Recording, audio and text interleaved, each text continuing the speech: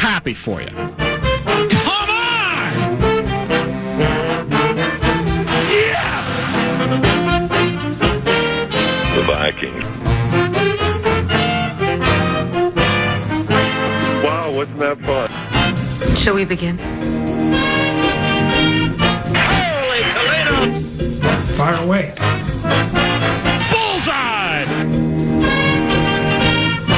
Oh, no! Oh, well. He's got big balls. And that's a fact.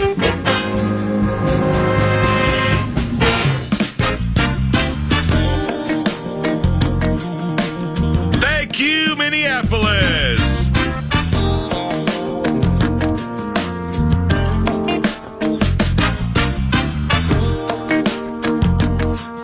Isn't that something? Winter is coming. The captain!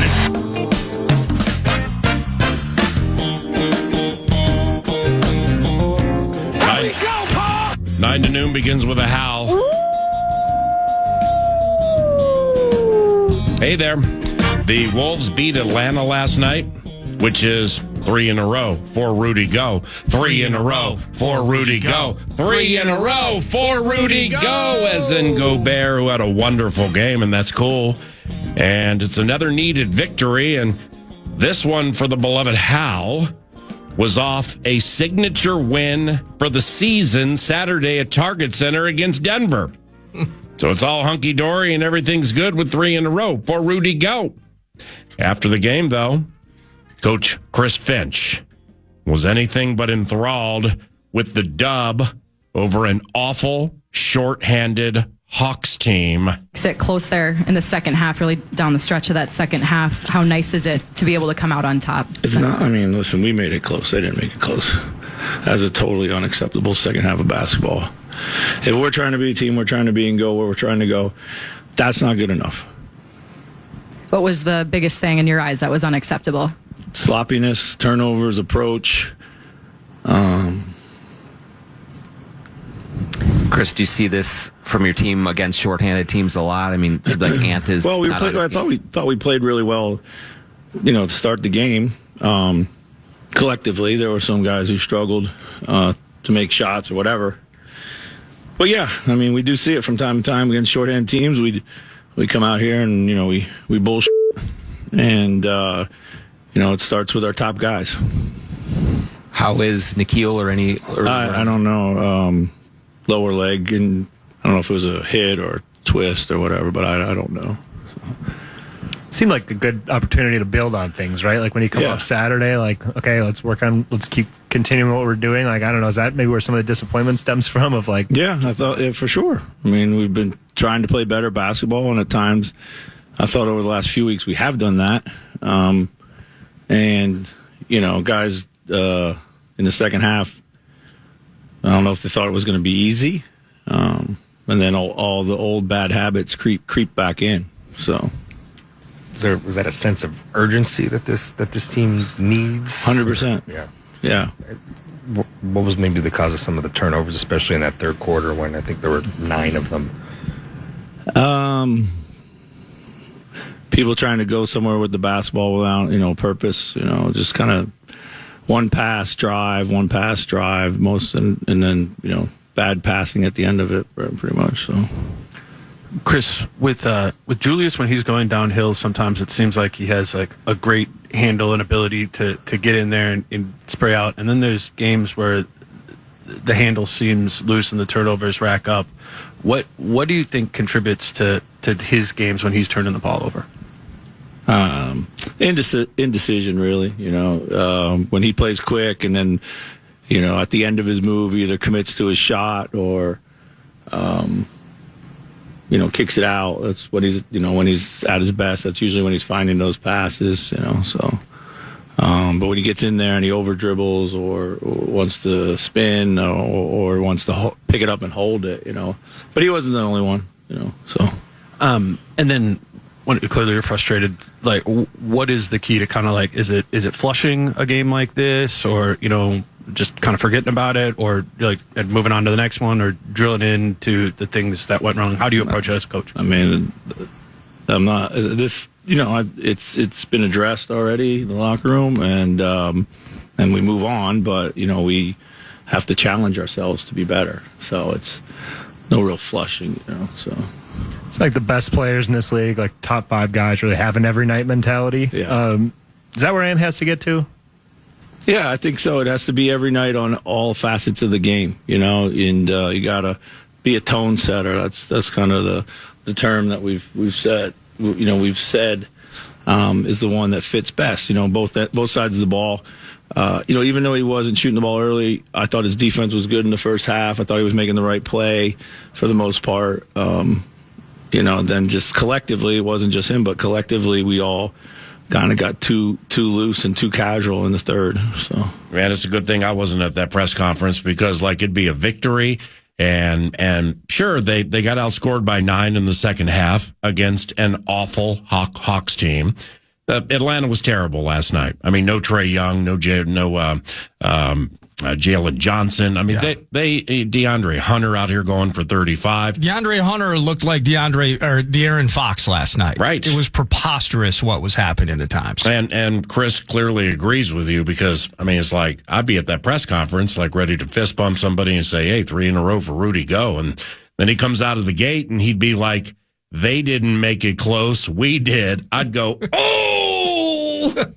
And You'd roll Britt Robson and Dane Moore and Johnny Athletic turning their heads looking at the cartoon character. I'm like, sorry, I didn't expect that coming. I mean, they didn't make it close. We did. Oh!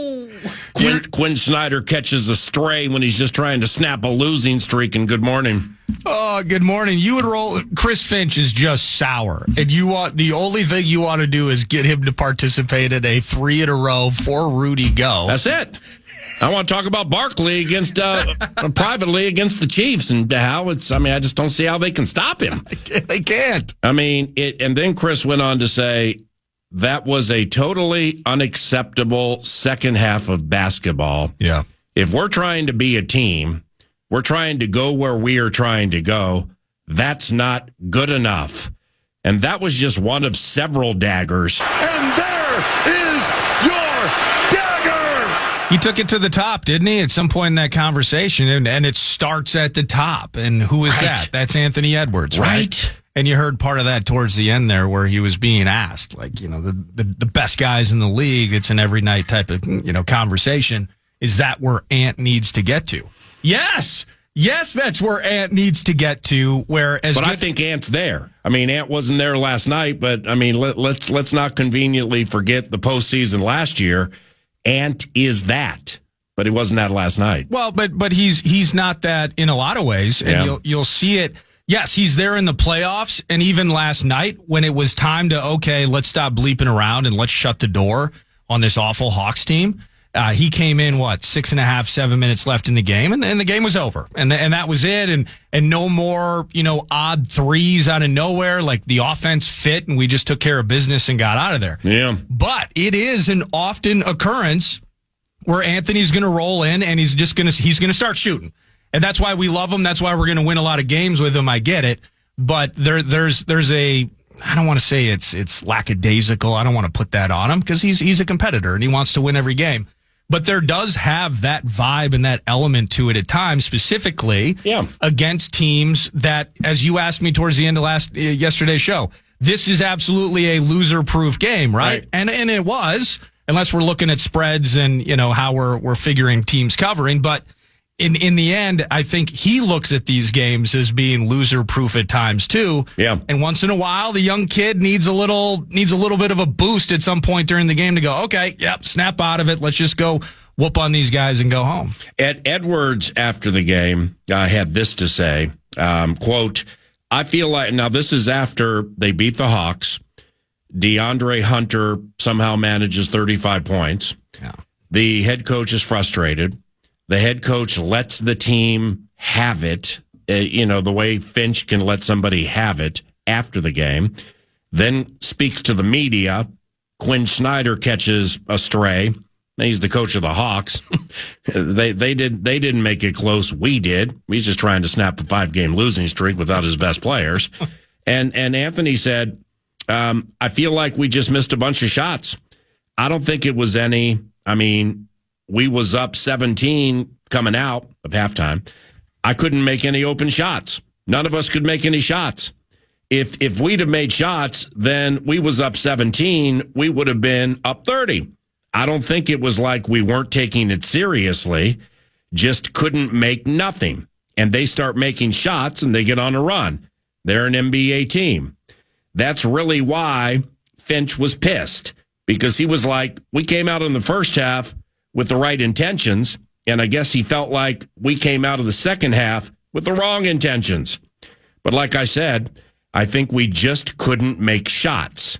He definitely has high expectations for us. I mean, he came in here, he went in on us today. And there is your dagger! It's 3 in a row for Rudy Go. Let's be happy. Let's be happy indeed. So put it in perspective, all of that, it is 3 in a row, and you do come out with the victory and all of that. But Anthony, you know, he kind of said it there, and in fairness to what he's talking about, he's right. I mean, these days, I have to say it, there's no reason that Mike Conley needs to be getting 9 shot opportunities. Hey, I love Mike, but he was clomping around and clanking around last night, and it was ugly. He's clomped and clanked the entire season. He's a born leader. He's a veteran near the end. They're down DiVincenzo. They're playing a 20-year-old, maybe more minutes than they want to play. I mean, 3 in a row for Mike Coe. 3 in a row for Mike Coe. It's still 3 in a row for Mike Coe. I still love Conley, but you heard it there. And he can't hit a shot. Maybe in difference of perspectives from the head coach to the star player, they'll figure out how to reconcile those things moving forward. But yeah, that is the aura that is given at times where these guys are these guys are awful. These guys aren't our level. They don't deserve to be on our court. And so that's the aura, I think, that they give off sometimes where you feel, again, using the term lackadaisical. Yeah. I think they believe so much in their talent, which you appreciate in some respects. In a game like this, you know, Ant's trying to dagger him from deep. Ultimately, he couldn't find his shot. He's right about that. Maybe we're trying. Maybe we need to get to the hoop. Maybe we need to distribute a bit more. Where those 9 dimes he had against Denver and the night last night, I don't have the numbers in front of me, but it feels like he had maybe 3 or 4 assists last night. Could we have distributed better? Those sorts of things. We're nitpicking a win against a terrible team. But off of the emotional victory for a squad that is still trying to find its cohesion down the stretch, I think nitpicking can be necessary. What happened to the age-old cliche, the mark of a good team is one that plays poorly and still finds a way to win? Box. The problem is they've played poorly too frequently this year and either lost it or made it more difficult on themselves. Box. And I think old Finchie's just tired of seeing that. I think he's very tired of seeing it. I mean, let me get this straight. And this kid over here from Georgia, I got, one of the X amount 3 whatever best players in the NBA. The other guy over here, who most recently played for the New York Knicks, he doesn't talk much. Not the most engaging individual when it comes to, like, engaging with the crowd and stuff. But, I mean, things seem to be getting better with him, and we got the dub. But DeAndre Hunter went for 35. Oh, my gosh. I mean, that would cause John Wooden to get frustrated. Yeah. Oh, my gosh. Can you remember? DeAndre Hunter had scored 40 points his previous 3 games. Out here getting 35 against Finchie. Nickeil Alexander-Walker left the game with a bad limp. DiVincenzo's out indefinitely. Rudy went for 18 and 10, so he had to dig that. Julius hit a first-half 3, raised his arms to the sky as if, finally, I hit a 3.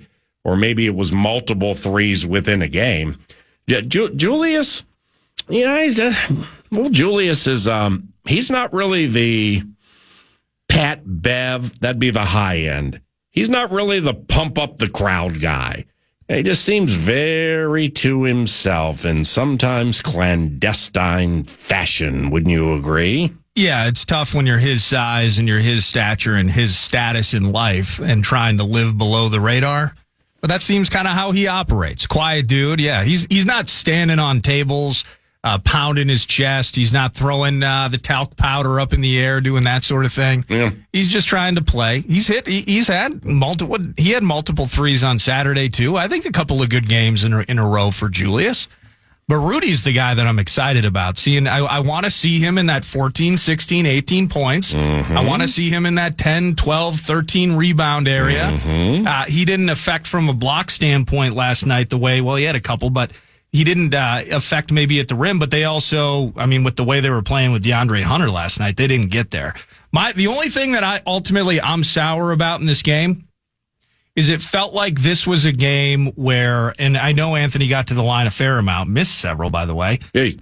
This is a game where he should have had 18 or 19 free throw attempts in the game. A few less attempts from deep, get to the line, draw fouls, get the bucket, maybe an and one or two, and get out of there. You just didn't see that aggression last night. Again, it's an awful team. Yeah. You just, beat the Nuggets by 30 over the weekend. They lollygagged in the second half, and Finchie didn't like it. No, the coach didn't like it, but a win is a win. It ended up being loser-proof. How about that? I'm glad, like I said, that, like I wasn't at that press conference because I would have expected something completely different from the head coach of the Minnesota Timberwolves, dear friends with the 9 to noon radio presentation.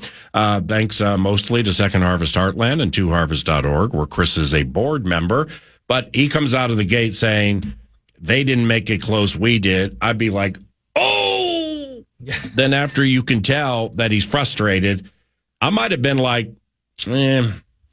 Cat went for 24 and 11 tonight. Your thoughts? I always love that one. Hey! Just to try to break the ice. They outscored the beleaguered Hawks by 9 in the second half. Timberwolves won by 8. So just at the core, to land the plane on this, why do we think our beloved Finchie got after them in the locker room and then some in the presser? I mean, because there's like another positive tentacle out of this thing. All we do is ruin things for the Denver Nuggets. The Denver Nuggets, who came here Saturday and got them Nuggets whooped. And all they did was go to Chicago last night as big favorites and lose. All we do is turn Denver's season around. Hey! Above average at that. So, why? That spot right there, why? For our beloved Finchie. What did you say earlier? Well, I just... Why did he go to Trippin? He just wants to see the star, the alpha, be constantly, continually, and consistently of the dominating variety. Let's not snooze on anybody anytime. Yeah. Let's not let something called DeAndre Hunter get 35 when he had like 40 in his previous 3 games. And let's just dagger somebody. It's a Monday night. Billy, Christy, Susie, Johnny, Tamika, and Antoine could use getting home early and getting to bed to prepare for school the next day. So maybe it's all that. Right? Well, I think the head coach wants the same thing that we want as fans. We want to see what this thing looks like on all cylinders. You beat the Nuggets by 30, beat the undermanned Hawks by 45. Yeah. Like, absolutely just dagger them. Yeah. Show me what this structure looks like when Julius is going to handle the ball for a fair amount. I know there's no DiVincenzo in the mix, but show me what this thing is supposed to look like at its very best. Yeah. And I think that the coach is sharing some of the same frustrations that we have. And although he won't drop a BS bomb when he joins us 9 to noon on a weekly basis, he was fresh and in the moment and feeling it, and I think he's absolutely dead on in that respect. As muddy, I mean, we'll talk about it during news later on, but when you have what's happening with these Houston kids and you look at how muddy this Western Conference is. And Houston at Boston last night winning. Heavyweight fight. I watched the final 7 minutes of that game. Tatum, Brown, Porzingis, who was in foul trouble, and Boston thought they had those. We got you whenever we want you. Dylan Brooks ain't going to be hitting those threes anymore.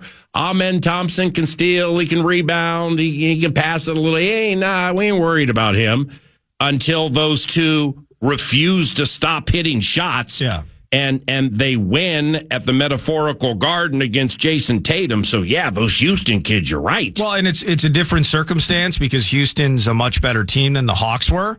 But if you're a Boston Celtics fan, you should be waking up this morning and you still love your team. You still love their spot. I mean, nobody appears to be catching Cleveland quite yet. Ooh. But Boston certainly game to contend in the East. But you're like, well, hold on a second.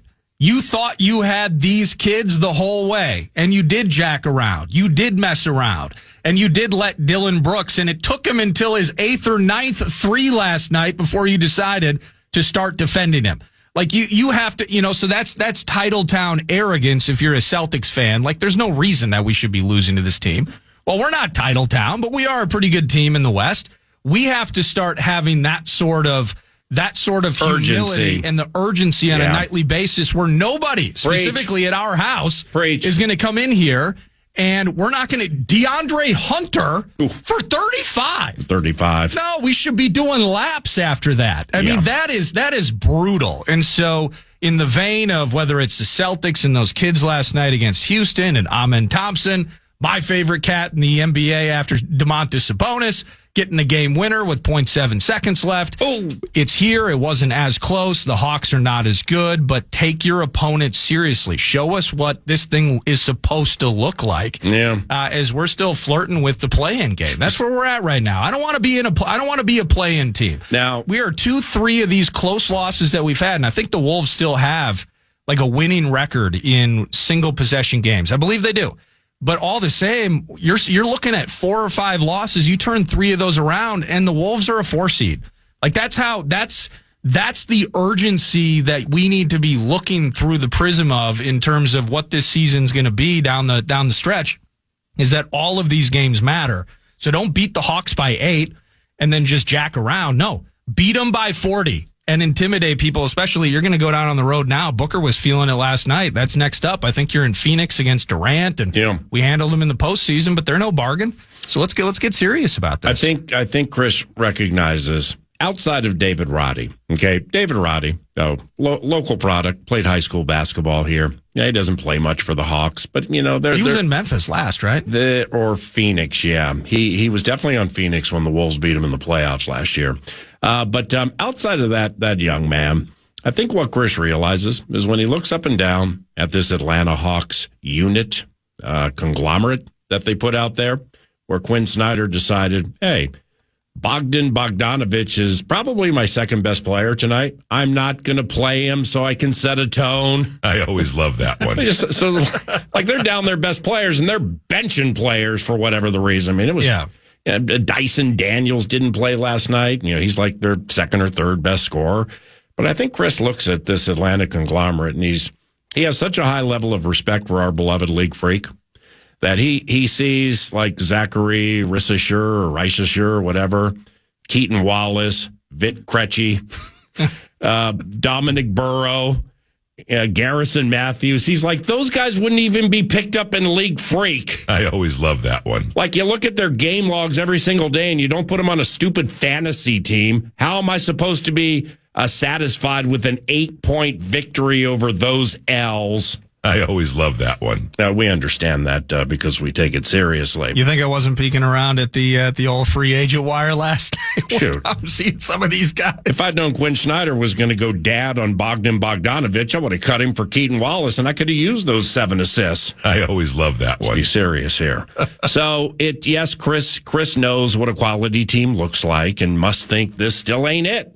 But perhaps feels this absolutely is it if they take it more seriously. It's like we said yesterday, playing when we had Chris on, playing the right way and not becoming bored with the right way to play. So, like the Con said, at Phoenix tomorrow night, then at Utah, and they absolutely can win them both. Yeah. And very curious to see what the early jump looks like tomorrow night down in the valley of let's bask in the winning glory of the sun. Tirades from the boss, whether justified or not, have a tendency to go one of two ways. They blast Phoenix because they know how to play them and are better, or minds are boggled and spinning and they don't look the part. And if they don't look the part, whoa, then all of a sudden we have a new issue which we need to solve. And with that, only time will tell, David. Now, Finchie will be happy a week from Sunday when his favorite football team, the Eagles, win Super Bowl 59. I think you nailed it yesterday between segments, the Con, when you're like, it's just Philadelphia all day in America, right? I'm a football snob. I'm like, I got to look at it a little bit. So I went and looked at it a little bit yesterday, and now the Well, the response now is, Mr. Mad Producer, fuel up the Jeep and head south. Let's go. There's gold in them thar flatland hills. I always love that one. KC was better, in my opinion. KC was better 2 years ago than now. Yeah. All right, so they beat the Eagles 38-35 in Super Bowl 57. KC was better then than it is now. Philly is better now than it was then. And you got Saquon. So how about this? Gainwell, Miles Sanders, and baby Boston Scott. He's just little. Baby Boston Scott combined for 45 rushing yards in that Super Bowl on 2.6 yards per carry. Saquon gets that in one run. Remember, Are you kidding me with this? Remember when we were obsessed with the trio of backs in Philly? Mm-hmm. When it was and Boston Scott and the pass catching back, and we needed that. What would it take to get a Boston Scott? Right. And Sanders, I don't even know where Sanders went. Carolina, maybe? Yeah, it was awful. Yeah, and Gainwell's still there. Although Gainwell, watch out for this. I think he left that game the other day. Might be concussion related potentially, so that's something to watch into the Super Bowl. Although, let's be honest, I mean, it's the Saquon show on his birthday. He's going to blow out the candles on a cake. Saquon's birthday, that's right. He's going to kiss the Lombardi. Elevate that up in the handicapping analysis. Obnoxious Eagles fans, the whole thing. But yeah, I'm still feeling that vibe with Philly. Yep, Saquon. I mean, Spags though. What can he do to stop Barkley the Beast? Spags though. Well, Spags. I mean, what can you do? Steve Spagnuolo is one of the most well-respected defensive minds in the history of the NFL. Multiple Super Bowl winner. What can he do to stop Barkley the Beast while stopping A.J. Brown, Devontae Smith, and/or Dallas Goedert? I mean, the Eagles game and 57-59. The Eagles game-changing defensive tackles. I got a lot of respect for Fletcher Cox and Javon Hargrave. But these Georgia kids, I ain't going to say they're overall better because they haven't done enough yet, but they're younger, they're bigger, and they're better against the run. So how does Kansas City win? Well, they're Vox. Mitch Holthus joins 9 to noon around the corner. That's part of the Timber Tech What's on Deck set list. The Vox for the Kansas City Chiefs. He's just called 3 Super Bowl winners during his career. Hey, he joins us next. We have the Scribe here at about 10 o'clock. McTockett about 11 o'clock, and much more during the presentation. That is 9 to noon at FM 100.3 KFAN, your money grab leader. The Fan wants to give you a chance to put $1,000 in your hand with the National Cash Contest. Go to KFAN.com, enter the keyword credit, and you might win $1,000 with the keyword credit. Just enter it at KFAN.com. Vox. Orbit motion, now peels back to the left. Chiefs are chasing Josh Allen. He throws it up for grabs, and the pass is incomplete! Incomplete! Off the arm of the would-be receiver, Dalton Kincaid! Kansas City has the second 4th down stop in this half! That's Mitch Holthus, 106.5 The Wolf, and the Kansas City Chiefs Radio Network. And he's Vox. Mitch Holthus, here he is, voice of the Kansas City Chiefs. Mitch, the sweet nectar of the Super Bowl. What a team, Mitch Holthus. How have you been? I entered the presence of the man of the love covenant of all things Skol, and I brought not proper gifts, my friend. I'm sorry. Don't send me to the Skol dungeon. But, it's, as you can imagine, it's pretty crazy here because here we go, chasing history. Right, but I mean, it's not like you haven't done it before. Vox. So I mean, you have Super Bowl planning meetings. Now it's just like it's like the more things change, the more they stay the same. It's just the ways and means become rearranged. Now you're heading down New Orleans way, you know? Yeah, and this brings up some memories. We had Jan Stenerud on last night on our network show that we do. We do in a big audience and stuff, but we're talking about Super Bowl IV against the Vikes and the Purple People Eaters at Tulane Stadium. It's been torn down, but the field is still there, and we'll practice on that field. But, as we got people listening that are dual members, dual citizens of all things Skol and the Love Covenant, but also the Chiefs Kingdom. You know, my relations all around the cities, my favorite uncle. Yes. He would say, God's opposed to the proud, but gives grace to the humble. Stay grounded, stay focused, and just stay on task. But that's where I'm at this morning, Vox. Amen, brother. So you're calling your fourth Super Bowl and never have called a loser. Are you feeling four for four? Are you feeling 4 for 4, not only for the team, but for Mitch Holthus, Chiefs Kingdom, and your beloved Roxbury fan club?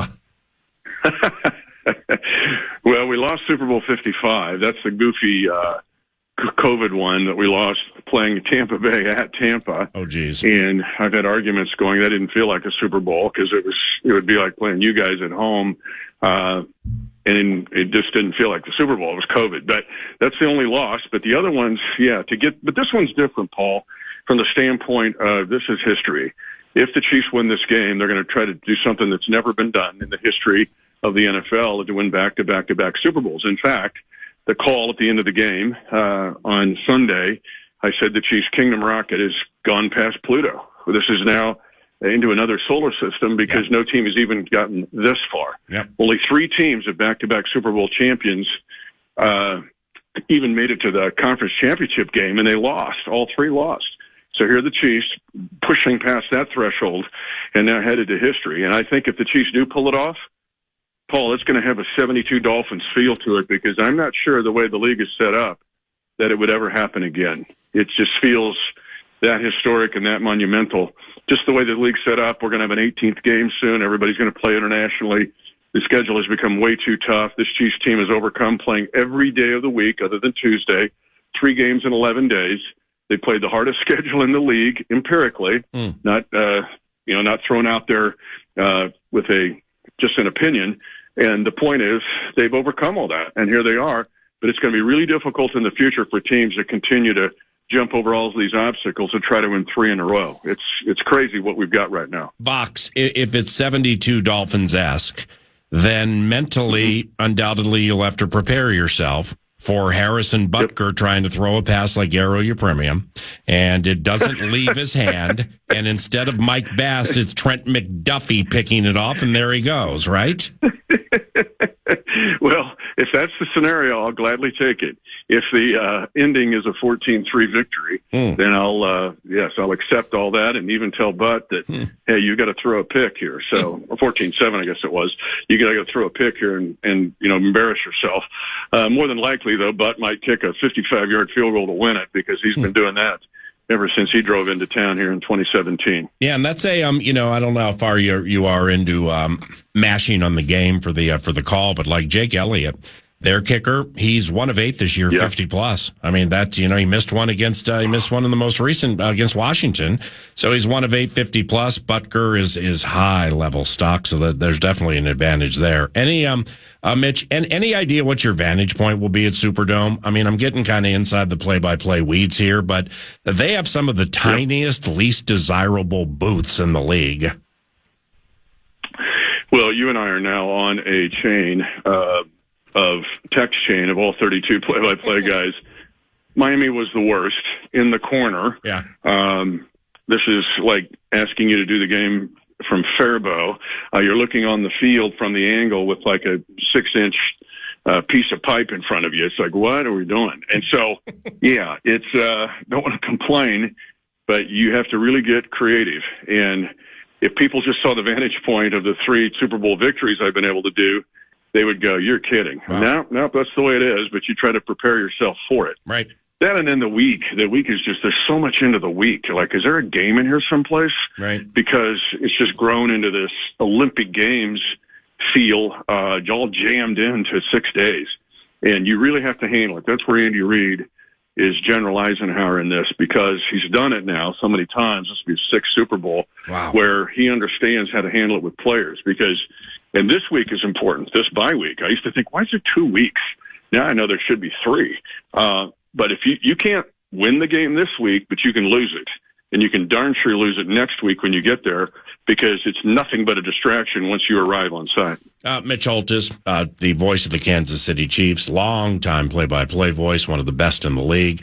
He'll be on the call a week from Sunday for the Chiefs radio network as Kansas City tries to win 3 consecutive Super Bowls. Mitch, do you ever run into the conspiracy? Let me say this, Paul. My hands were bleeding, clapping skull for you guys to win that Week 18 game. and to get into the postseason and win games. I seriously, because I was thinking of my uncle, my aunt, the girl from Stillwater, and then all my cousins.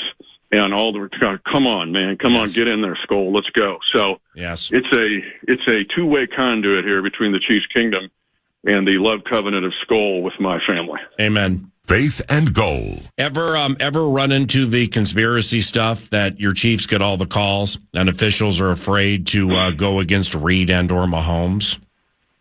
The stupidest narrative I've seen in my 31 years. Wow, absolutely stupid. It's idiotic.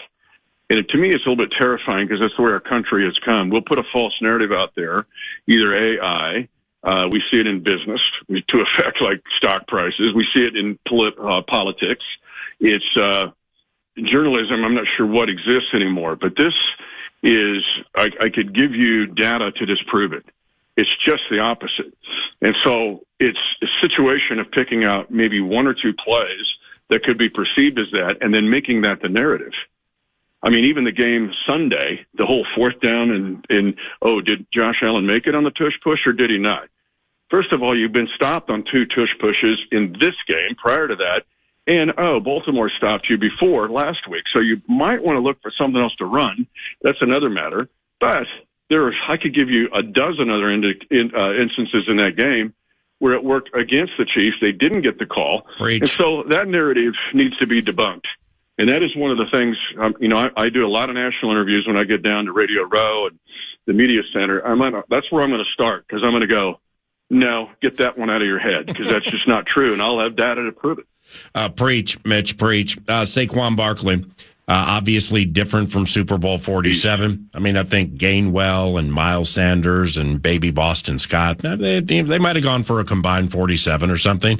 And right. I mean, Saquon does that on one run. So I wonder what Spags has up his sleeves for Barkley the Beast. I know it's early in the equation, so the steam probably hasn't emerged, but you're an elite football mind. What do you think?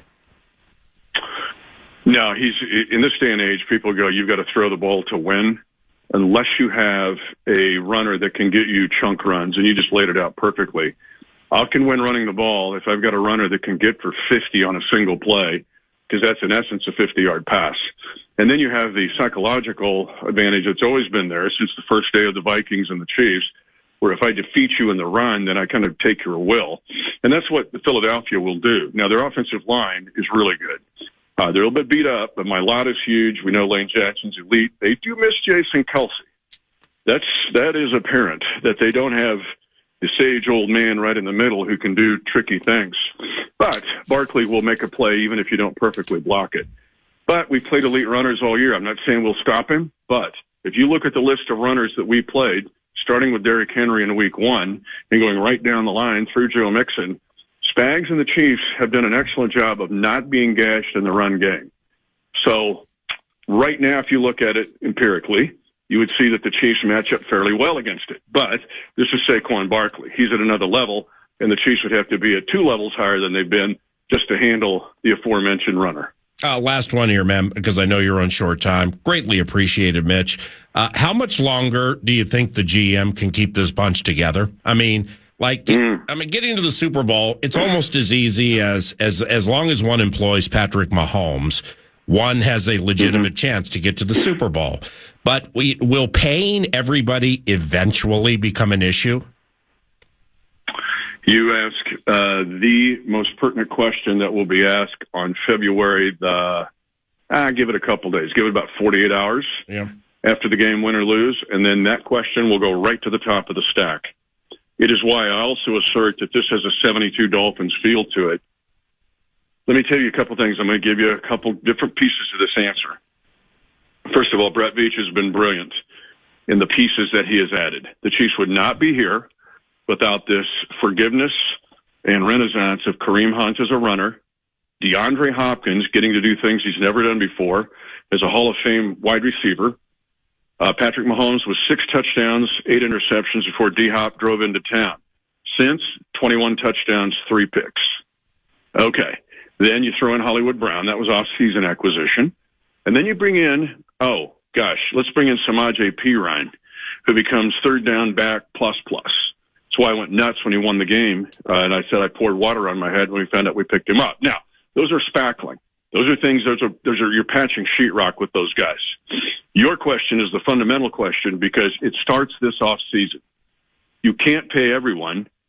Guys want to stay here. They want to stay in this culture. It's an incredible culture. All 31 teams, instead of hating the Chiefs, need to study them and try to become them and see why is this working. But you can't pay everyone. And what happens? Paul, here's the issue. Teams drive in with a whole truckload of money. Right guard, Trey Smith, has been awesome for us. He's my granddaughter's favorite player. I love it that her favorite player, she's in 5th grade, is a guard. But she has to, I can't even begin to what I'm going to say to her if he signs with the Tennessee Titans for a gob of money.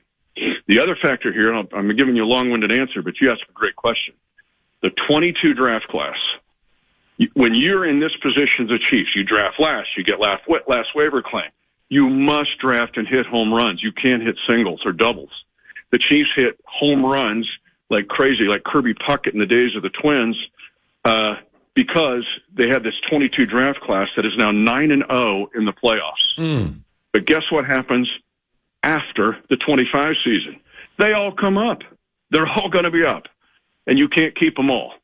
You got to keep drafting, and you can't keep them all. And it starts this off season, really, for the Chiefs of trying to figure out, because you're going to get guys in the 21 class, Nick Bolton, Creed Humphrey, Trey Smith, which is an outstanding class with 2 Super Bowl rings, but you can't pay all those guys either. Right. So the pain will start to be felt this off season, meaning you better draft. You got to come back and draft like crazy.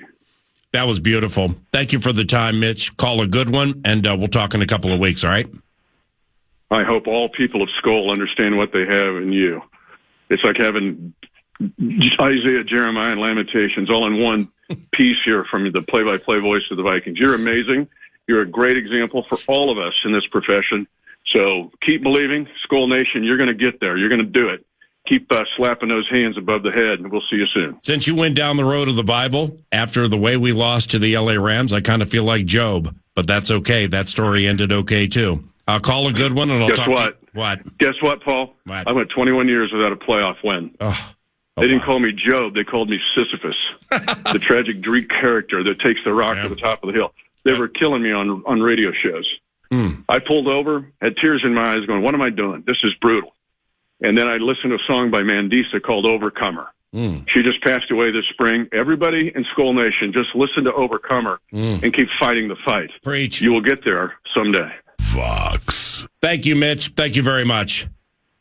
See you, my brother. Mitch Holthus, the Vox for the Kansas City Chiefs. Well, it's like I'm like Con. Fill the Jeep. I'm with you. Just took me a little longer to get there.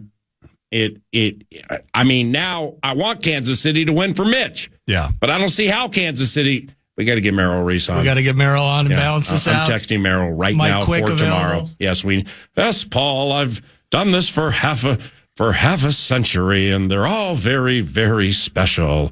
Yeah, let's even the equation with that Vox somewhere in the near future. You're listening to 9 to Noon.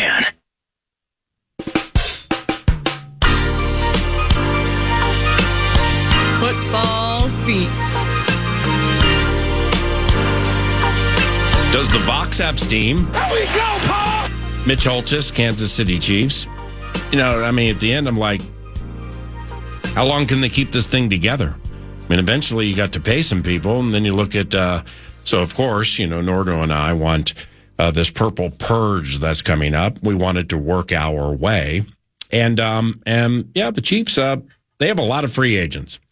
I guess we, yesterday during Vikes Bites, and when we do Vikes Bites, it is provided by Thousand Hills Lifetime Grazed Grass-Fed Beef. There we go, Paul! It's what's for 9 to Noon. And Justin Reed's not a bad player. Yeah, we looked at the losers. We looked at the Washingtonians and Buffalo Bills, and who do we want? We got some money. Finally got some money.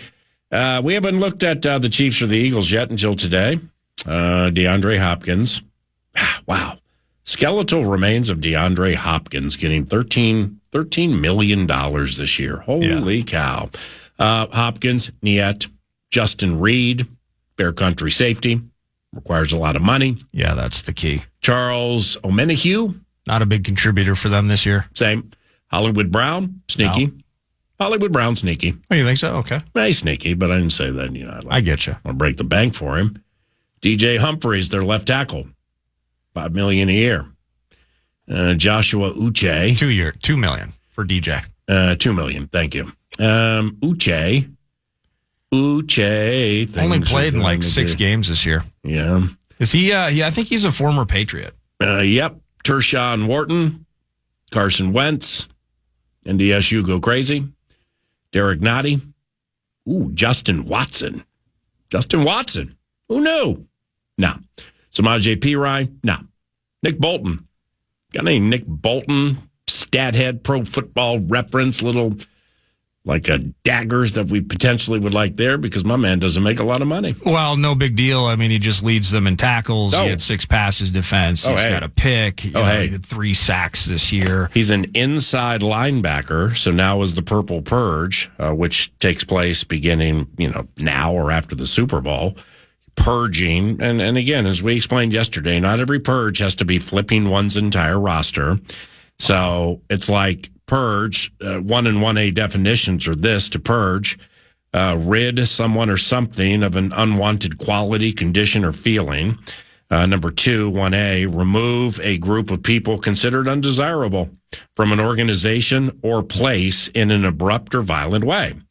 So, I mean, the purge doesn't have to be complete roster flipping here or anything, but when you're thinking about a purge and he only leads them in tackles, the con lays out. All right, well, that's pretty good. Means he plays a lot of plays, plays nickel, probably plays dime. Yeah, when he makes all the games, for instance, he had 180 tackles 2 years ago. Jeez. So, I mean, that's an inside linebacker. You got Cashy, you got Ivan Pace Jr., so you don't splash with the Nick Bolton and play him every single play. Now you got X in a row, 4B flow. X in a row, 4B flow. I mean, Nick Bolton could be like the linebacker version of Metellus. Maybe he's all over the place in Swiss Army knife-like fashion. James Winchester, their long snapper. Nah, our long snapper, X in a row, 4 Sir Poe. X in a row, 4 Sir Poe. All he does is make first team All-Pro. Mike Pinnell, the former Lion. He's an inside guy. He's big. Juju Smith-Schuster, nah. Kareem Hunt, nah. Mecole Hardman, nah. Oh, geez. See, this is the same thing with the Bills in some ways, and you're gonna get to a name that looks pretty good. Well, fourth from the bottom, Trey Smith. Trey Smith. That's why I'm asking, did the Vox have steam? Because he's like, before we are completely sure the Tennessee Titans come after Trey Smith, are we sure he doesn't want to re-sign here? I wonder if the Vox has steam. Well, the issue that I personally believe, and this is different circumstances, that we're going to look at Trey Smith the way that we looked at Kelechi Osemele a long time ago when he was former Raven, got $8-9 million a year as a guard to go to the Raiders, I believe. At least, yeah. And the Vikings couldn't afford him. I think, so many years later now, a guy like Trey Smith at 25 playing for the champs, repeat or not, he's going to get $17, $18, $19 million a year as a guard. Yeah. And that's a heavy number. That's a heavy number for a team that has its own purging related responsibilities to take place. That's tough, but Trey Smith looks good. Trey Smith's going to be the hot name in the free agency for sure. I mean, with every purge, the hope is that there's purging and replenishing. Right. So they, in essence, go hand in hand. And there could be a bit of pain. There could be a bit of suffering associated with the purge as well. No doubt. If the guy we're talking about for the Chiefs, he's the right guard. I think he wears 65. If a free agent guard, Trey Smith, rolls in here with 3 rings, well, I mean, he should be tickled to replenish what has been purged, given this year, for the first time in his 4-year career, the max for this year with the Chiefs, it's the first time he's made more than $940,000 a year. His prorated signing bonus for this year, Trey Smith, $32,000. Wow. Sauce makes that in endorsements in 2 months. I always love that one. So that's why he doesn't commit any penalties, because one unsportsmanlike, and he's losing money just to step on the field. Right. With that replenishing comes far greater riches and fatter numbers to play guard here because Trey Smith was a 6th rounder who has played with Patrick Mahomes all of his career. And what do we know about Mike Caliendo? Their left guard's going to be a free agent as well. I know more about Frank Caliendo. I always love that. That's what I was looking for. So when you play offensive lineman for Patrick Mahomes, read into that how you will. Because it's easier to play offensive line for Patrick Mahomes than most quarterbacks in the NFL. It's just fact. So my man Trey Smith's going to want to break the bank, and thanks to Kwesi and the gang, we have money to get him. And that could be part of a purging and replenishing and purging. It's 10 o'clock. Good morning. It's 9 to noon.